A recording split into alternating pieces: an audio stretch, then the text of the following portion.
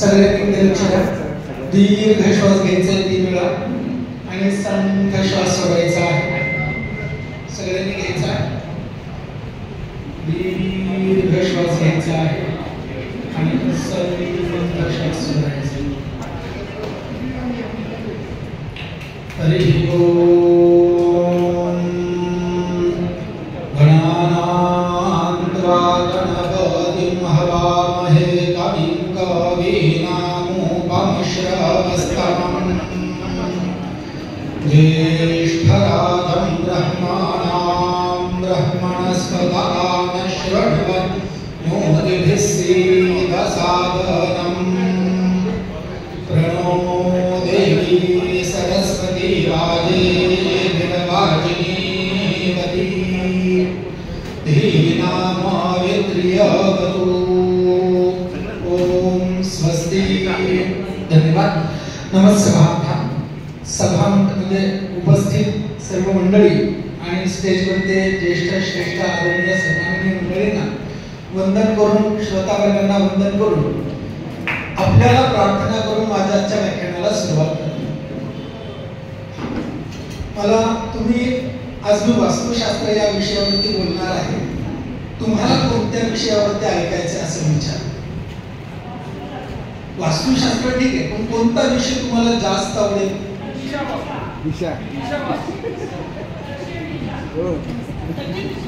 Okay, ठीक.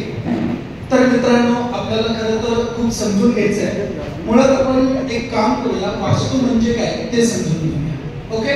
आणि माझा दावा आहे, जी व्याख्या मी तुम्हाला सांगणार आहे ते 99% वास्तू अभ्यासकांना माहिती नाही. ओके. तर व्याख्येच्या म्हणजे किती मिनिटं माझ्याकडे? 10 मिनिटं ना. बोलायचं तर खूप आहे, पण 10च मिनिटं आहे. ठीक आहे, आपण ते समजून घेऊया. तर तुम्ही आपण थोडंसं याची प्लेसमेंट समजून घेऊया. कारण मुळात माझ्या मताप्रमाणे स्वर्गीय डॉक्टर धीरज पाटील सरांनी याच्यावरती खूप काम केलेलं आहे. त्यांचा मी विद्यार्थी आहे, अभिमानाने सांगतो. आणि आज खूप आठवण येते, म्हणजे कायमच त्यांची आठवण येते, असा दिवस नसतो त्यांची आठवण येत नाही. तर त्यांच्या ज्या संस्कारातून जे आपल्याला प्राप्त झाले ते तुमच्या समोर मांडतो आणि पाटील सरांनी कायम सांगितलेलं जे बोलावलं उत्तर. तर मित्रांनो, आपल्याला वास्तू म्हणजे नक्की काय, वास्तू म्हणजे काय, तर आपल्या सगळ्यांना एकच व्याख्या माहिती आहे. 4 दिशेने बंदिस्त असलेली जागा म्हणजे वास्तू. मित्रांनो, माझ्या गुरुंनी मला तीच सांगितली आणि मी त्यांचा पूर्ण आदर करतो. व्याख्या तीच, 4 दिशेने बंदिस्त असलेली जागा म्हणजे वास्तू. पण हे वास्तू ज्या आधारावरती आधारित आहे ते म्हणजे वास्तुशास्त्र, वास्तुपुरुष मंडल. मग हे वास्तुपुरुष मंडल नक्की काय आहे, तर हे आपण थोडक्यात समजून घेऊया. तर मित्रांनो, वास्तू हा जो शब्द आहे संस्कृत मधल्या वस या धातूतून उत्पन्न झालेला शब्द आहे. वस म्हणजे काय, तर वास करणे. आज एकादशी आत्ताच आपल्या नरडेकर त्यांनी सांगितलं की आज एकादशी आणि आपल्याला उपवास. तर आज आपल्या सगळ्यांचा उपवास असेल असं मी गृहीत धरतो. तर त्या उपवासामधला वास हा शब्द जो आहे, उप म्हणजे देव आणि वास म्हणजे सानिध्य, स्थिर. तर वास हा शब्द म्हणजे सहवासामधला वास म्हणजे वास करणे अशा अनुषंगाने वास्तूमधला वास हा शब्द आहे. मग त्याच्यात अस्तु हा जो शब्द आहे, हा अस्तु म्हणजे स्थिर होणे. अस्तु म्हणजे स्थिर होणे, म्हणजे निवास करण्यासाठी स्थिर होणे म्हणजे वास्तू. मग कुठे स्थिर व्हावं, कुठे स्थिर व्हावं, हा सगळ्यात महत्त्वाचा प्रश्न आहे. ओके. तर आपल्या सगळ्यांना वास्तुशास्त्राचे अभ्यासक आपण आहोतच. तर आपल्याला मत्स्य पुराणामध्ये आलेली कथा आहे, अनेक पुराणांमध्ये वेगवेगळी कथा आलेली आहे. तर अंधकासुराची आणि भगवान श्री महादेवांची कथा आपल्याला माहिती आहे. जेव्हा अंधकासूर अतिशय म्हणजे जड चालला होता सगळ्या देवांनी असुरांना, तेव्हा सगळ्या देवतांनी महादेवांना प्रार्थना केली की अंधकासुरापासून आमचं संरक्षण करा. आणि भगवान महादेवांनी अंधकासुराचा वध केला आणि वध करत असताना भगवान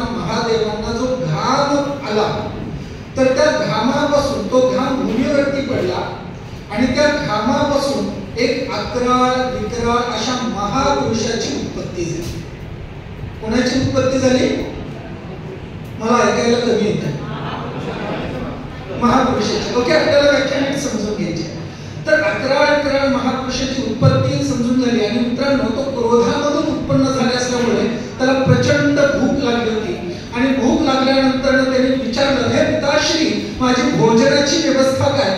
सांग सदाशिव. अरे राजा, काळजी कशाला करतो? दिसेल ते खाली सगळं आपलंच आहे.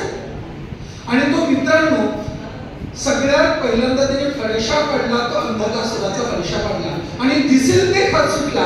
आणि मग आता तो अंतरिक्षामध्ये गेला आणि देव लोकांकडे चालला. मित्रांनो, इतिहासामध्ये दोनदाच अशा घटना घडलेल्या आहेत. देव आणि असुर एकत्र आले. एक समुद्र मंथनाच्या वेळेस आणि दोन आपल्या वास्तुशास्त्राच्या वेळेस. तुम्ही म्हणाल कसं? तर जेव्हा हे सगळे म्हणजे आता हा असुर सगळ्यांना खायला लागला, सगळ्यांचा आता भक्ष्य बनवणार, अशा स्थितीमध्ये देव आणि असुर एक युती झाली आणि सगळेजण मिळून ब्रह्मदेवाकडे गेले आणि ब्रह्मदेवांना प्रार्थना केली, हे जर असं चालू राहिलं तर आमचं काय? इंद्र अस्थिर झाला, हे पितामह, माझं इंद्रपद जाईल, देवांचा पराजय होईल, काहीतरी करा.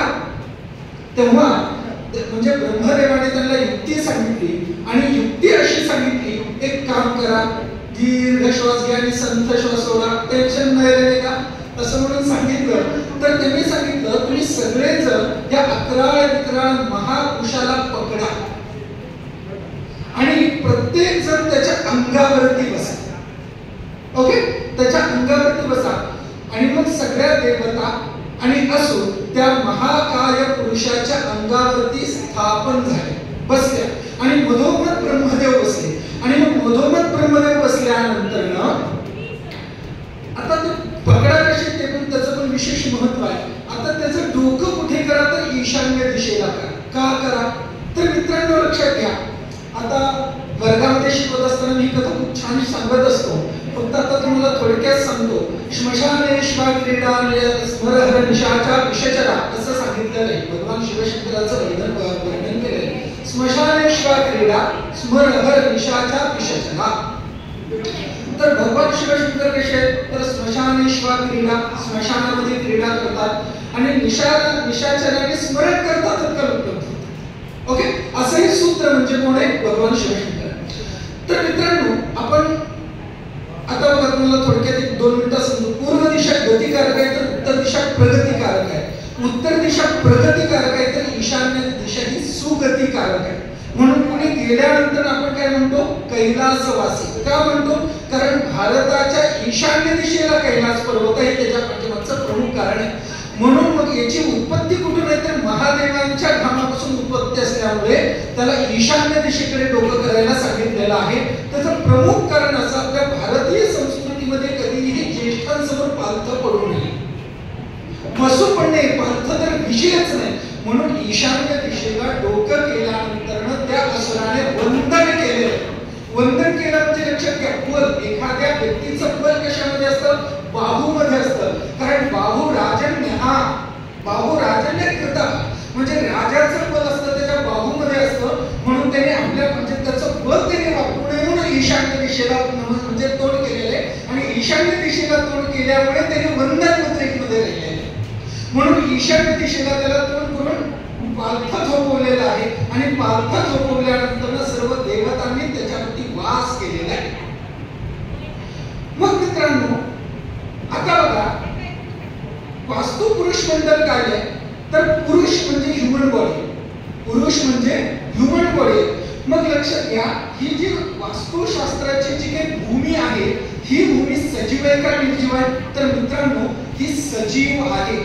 ज्या पद्धतीला आपल्या मानवी शरीरामध्ये त्या नसा असतात आणि या नसांमधून ब्लड आपलं पेशी म्हणा, रक्त म्हणा, पाणी म्हणा, जे काही घटक तत्व आहेत ते ज्या पद्धतीने प्रवाहित होत असतात, त्याच पद्धतीने वास्तूमधून वेगवेगळ्या ऊर्जा, ज्याला नाड्या म्हणतात, ह्या प्रवाहित होत असतात. मग गॅसेस असतील, पाणी असतील, द्रव पदार्थ असतील, धातू असतील, पेट्रोल असेल, इत्यादी सर्व. म्हणजे जमीन ही काय आहे? तर जमीन ही सजीवांमध्ये मोडली जाणारी तत्व. मग आता वास्तू म्हणजे काय? तर वास्तू म्हणजे लक्षात घ्या, जमीन. पुरुष म्हणजे पुरुष म्हणजे ह्युमन बॉडी, मंडल म्हणजे काय आकृती, मंडल म्हणजे काय, आता बघा आपण काय म्हणतो गणेश मंडळ, तर मंडळ म्हणजे काय, अनेक विविध लोकांच्या समूहाने बनलेला एक घटक म्हणजे मंडळ. मग वास्तू पुरुष मंडळ काय, तर वास्तू म्हणजे लक्षात घ्या, वास्तू म्हणजे अशा मंडल ऊर्जेने युक्त, अशा मंडल ऊर्जेने युक्त. कोणत्या मंडल ऊर्जेने युक्त, तर लक्षात घ्या देवता आणि असुर या ज्या ऊर्जा आहेत, या ऊर्जा ज्याच्या म्हणजे पुरुष ज्या पुरुषाच्या पाठीवरती वास करत असतात, काय म्हटलं मी, ज्या पुरुषाच्या पाठीवर या ऊर्जा म्हणजे ज्याला मंडल आपण म्हणतो, देवता आणि असुर या म्हणजे यांनी बनलेले जे मंडल याला आपण ऊर्जा समजूया. या म्हणजे सकारात्मक नकारात्मक ऊर्जा आहेत त्या ऊर्जेतून जे एक मंडल तयार झालेलं आहे, या ऊर्जा ज्याच्या पाठीवरती वास करतात त्या ऊर्जा क्षेत्राला वास्तु पुरुष मंडल असं म्हटलं जातं. आणि हे वास्तु पुरुष मंडल आपल्या वास्तुशास्त्राचं आधारभूत मंडल आहे. जोपर्यंत आपल्याला हे शास्त्र नीट म्हणजे ही कन्सेप्ट समजणार नाही तोपर्यंत आपल्याला खऱ्या अर्थाने वास्तुशास्त्र समजणार नाही. आणि पहिल्यांदा समुद्र मंथनाच्या वेळेस आणि दुसऱ्यांदा वास्तुशास्त्राच्या वेळेस देवता आणि असुर एकत्र आलेले. आता याच्यामध्ये माझी कन्सेप्ट आहे उत्तर वायव्य, उत्तर, ईशान्य, पूर्व, आग्नेय ह्या सकारात्मक देवता आहेत. दक्षिण आग्नेय, दक्षिण, त्याच्यानंतर नैऋत्य आणि पश्चिम वायव्य या नकारात्मक देवता आहेत. मग नकारात्मक म्हणता येईल का, तर नाही, त्याही सकारात्मक आहे. जगण्यासाठी त्याही महत्वाच्याच आहे. जसं लक्षात घ्या दिवस आहे की मस्त छान कार्यक्रम चालू, पण समजा पुढच्या 48 दिवस दिवसच राहील आणि तर 48 दिवस खाता न पिता तुम्ही इथं बसून लेक्चर ऐकाल का, नाही. दिवसाला किंमत कधी, जेव्हा रात्र असते तेव्हा. त्याच पद्धतीने देवता ऊर्जेला किंमत तेव्हाच आहे जेव्हा या नकारात्मक देवते. मग या नकारात्मक देवतेला नकारात्मक का म्हटलेलं आहे, सगळ्यात महत्वाचं तत्व आहे मित्रांनो. आपल्या वृत्तीमध्ये देखील सकारात्मकता आणि नकारात्मकता असते. आता मेडिकल त्यांनी म्हणे आता थोडे जेवण झाले, दुपार झाले, आवाज लागणार नाही, थोडं समजून घ्या. तर ही दिवसाची कोणती वृत्ती आहे, नकारात्मक वृत्ती आहे. कारण आता आपण दिवस कल्पनेकडे चाललेलो आहे, बरोबर की नाही. आणि सकाळी कसा आवाज असतो, खणखणीत, बरोबर की नाही, सांगायची गरजच लागत नाही. अगदीच त्याच पद्धतीने लक्षात घ्या, पूर्व क्षितिजावरती रवी उदय होत असताना सूर्याची जी आल्हाददायी किरण आहेत हे कधीपासून यायला सुरुवात होतात, तुम्हाला मला माहिती, सूर्योदयापासून मित्रांनो, नाही, त्याच्या आधी 3 तासापासून. त्यालाच आपण ब्रह्ममुहूर्त म्हणतो. आणि हे ब्रह्ममुहूर्त उत्तर दिशेपासून सुरू होत असतो. कारण उत्तर दिशा लक्षात घ्या, जेव्हा प्रदीप्त होत असते तेव्हा ईशान्य दिशा कडून प्रज्वलित होत असते. ओके, मग हा जो सकाळ मुहूर्त आहे म्हणजे ब्रह्ममुहूर्तापासून आपल्याला या सगळ्या ऊर्जांचा प्रवाह मिळत असतो. म्हणून सकाळचा जो कालावधी असतो हा उत्साहीपूर्ण असतो आणि संध्याकाळचा जो कालावधी असतो तो थोडा डल असतो. आणि हा असतो कोणता काला म्हणजे एरिया आहे आपल्या वास्तूमधला, तर दक्षिण आग्नेय, दक्षिण नैऋत्य, पश्चिम पश्चिम वायव्य. मग मित्रांनो लक्षात घ्या, आता हा जो भाग आहे हा संध्याकाळचा भाग आहे, शांत भाग आहे. आपल्याला आपल्या कर्तव्यापासून, कार्यापासून, ध्येयापासून, निश्चित अशा उद्दिष्टापासून वंचित करणारा घटक म्हणजे हे अस्तंगत जाणारी दिशा आहे, ज्योतिषशास्त्राच्या भाषेत बोलायचं झालं तर. आणि त्यामुळे आपल्याला लक्षात घ्या, ह्या संध्याकाळी येणाऱ्या दिशा आहेत. म्हणजे जर तुम्ही सकाळी समजा 6, 8, 9 ही जर पूर्व दिशा फिरली तर 9, 10, 11 आग्नेय दिशा, 12, 1, 2 दक्षिण दिशा, 2, 3, 4 नैऋत्य दिशेला सूर्याचा प्रखर जो किरण असतात त्याला अल्ट्राव्हायोलेट म्हणतात. ही अल्ट्राव्हायोलेट किरण नैऋत्य दिशेला असतात. म्हणून या दिशा आपल्याला वास्तुशास्त्रामध्ये वर्ज सांगितलेले. म्हणून या दिशेला नकारात्मक देवतेंचा वास सांगितलेला आहे. म्हणून या दिशेला देवघर इत्यादी काही असून याच्यामध्ये खूप सायन्स आहे, विज्ञान आहे. आणि वास्तुशास्त्र हे शुद्ध विज्ञान आहे. माझं व्यक्तिगत असं म्हणणं आहे, मी ज्योतिषशास्त्राचा अभ्यासक आहे. सगळ्यात पहिल्यांदा मी कृष्णमूर्ती विशारद केलेले, त्याच्यानंतर पारंपरिक जयंताई आणि म्हणजे आमचे गुरु एकच विषय अष्टेकर सर ते तर ग्रेटच आहेत, म्हणजे ऋषितुल्य. कारण त्यांनी जेवढं अभ्यास म्हणजे स्वाध्याय म्हणून मी त्यांना अष्टेकर सरांनी जेवढा केलेला आहे तेवढा क्वचितच एखाद्या ज्योतिषाने केला असावा. कारण प्रत्येकाला गुरु असतो, पण अष्टेकर सरांना गुरु नव्हते. आणि लक्षात घ्या, त्यांच्या शैलीची पण ती खूप छान कथा सांगतात. तर ते स्वगुरु आहेत असं आपण म्हणू. आणि नुसते म्हणणारे नाही, त्यांनी कर्तृत्वाने सिद्ध करून दाखवले विद्यार्थी घडवून. सो अष्टेकर सरांच्या विद्यार्थ्यांसाठी जोरदार टाळ्या एकदा झाल्याच पाहिजे. तर मित्रांनो लक्षात घ्या, सांगायचं तात्पर्य माझं व्यक्तिगत असं म्हणणं आहे, ज्योतिषशास्त्र भाग्य का शास्त्र, वास्तुशास्त्र बदलने का शास्त्र है. ज्योतिषशास्त्र भाग्य देखने का शास्त्र है, वास्तुशास्त्र भाग्य बदलने का शास्त्र है. ज्योतिषशास्त्रातून काय घडू शकतं हे सांगतो, पण वास्तुशास्त्रातून काय घडवायचं हे आपण ठरवू शकतो. म्हणून ज्योतिषशास्त्राचं मार्गदर्शन सूत्र जीवनात कर्मातून वास्तुशास्त्राचं प्रॅक्टिकल सूत्र जर आपण वर्तनामध्ये अंगीकार आपलं जीवन सुधारल्याशिवाय राहणार नाही. आणि हे वास्तुशास्त्राचं सूत्र सकारात्मक आपल्या जीवनामध्ये मित्रांनो महत्वाचं लक्षात ठेवा. मी वास्तूमध्ये म्हणत नाही, वास्तूमध्ये तंत्र फॉलो करा, आधी जीवनामध्ये अंमलात आणा. कारण वास्तुशास्त्र भिंतीतील शास्त्र नव्हे. आता तुम्ही मला सांगा, तुमची 100% वास्तूप्रमाणे आणि तुमच्या पती पत्नींमधल्या इन बेडरूम संबंधामध्ये काहीतरी समस्या आहे आणि याच्यामुळे तुमच्या वैवाहिक जीवनामध्ये समस्या आल्या, तर त्याला वास्तुशास्त्र कारणीभूत नाहीये. त्याला कामसूत्र तुम्हाला माहिती नाहीये, हा प्रॉब्लेम आहे. तुम्हाला याची माहितीच असली पाहिजे. एका वास्तुशास्त्राला 4 वेद, 6 शास्त्र, 8 प्राण, 64 या सगळ्या गोष्टींचं ज्ञान असणं गरजेचं आहे. कामसूत्रावरती आपण कोणी बोलतो का? अरे नाही बोलत, माहितीच नाही. म्हणजे ह्या गोष्टी लक्षात घ्या. म्हणजे तुम्हाला इन बेडरूम ज्योतिष असू दे, वास्तुशास्त्र असू दे, आपल्याला या सगळ्या गोष्टींचा अभ्यास असला पाहिजे आणि त्रयस्थ म्हणून आपल्याला याच्यावरती बोलता आलं पाहिजे. आणि ह्या सगळ्या गोष्टी, मग बेडरूम कुठे तर बेडरूम म्हणजे नकारात्मक गोष्टी या सगळ्या सिंक झोन मध्ये असतात, पश्चिमेला असतात, नैऋत्येला असतात. आणि मित्रांनो म्हणून आपण ह्या सगळ्या गोष्टींचा विचार आपल्या जीवनामध्ये करणं गरजेचं असतं.